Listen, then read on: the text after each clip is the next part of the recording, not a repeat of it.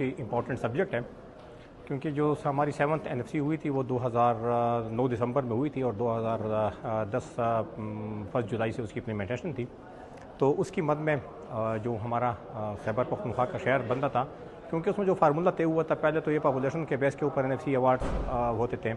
तो उसमें फिर फार्मूला जो है वो पॉपुलेशन, पॉवर्टी और इसी तरह जो है टैक्स कलेक्शन या रेवेन्यू सारी जो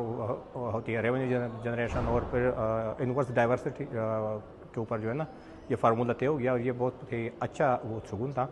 इसी तरह अगर आप देख लें NFC की मद में ये 2-3 चीज़ें हैं। हाँ, एक मसला जो है जो ज़्यादती हमारे साथ मरकज़ की तरफ से हो रही है, क्योंकि पहले पॉपुलेशन 50% थी, अभी पॉपुलेशन NFC में 82% के ऊपर जो है ना वो डिस्ट्रीब्यूशन होती है। पावर्टी को 10% से ज़्यादा कुछ वो शेयर दे दिया गया है,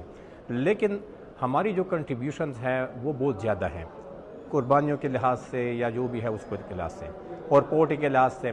तो अभी जो फार्मूला तय हो रहा है उसमें जो मसले हैं वो ये है कि अभी फाटा तो मर्ज हो गया है, तो जो फाटा के जो पैसे हैं वो तो ठीक है 100 बिलियन जो है पर एनम के हिसाब से वो दे रहे थे कि 100 बिलियन वो मिलेंगे, लेकिन अभी तक 700 बिलियन जो है 704 बिलियन जो है वो मिले हैं सूबे को,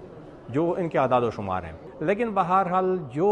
राइट्स हमारा बनता है, जो आइनी और कानूनी तौर पे खैबर पख्तूनख्वा का जो हिस्सा बनता है वो मरकज़ में उस हिसाब से नहीं दे रहा है, उसमें बिल्कुल वो हमारे साथ ज़्यादती कर रहा है। हम बारहा कह चुके हैं, गवर्नमेंट को बारहा हम कह रहे हैं कि हम आपके साथ देंगे और इंशाअल्लाह जहाँ तक आप लोगों की जद्दोजहद होगी हम आपके साथ शाना बशाना इस सूबे के हकूक़ के लिए खड़े रहेंगे।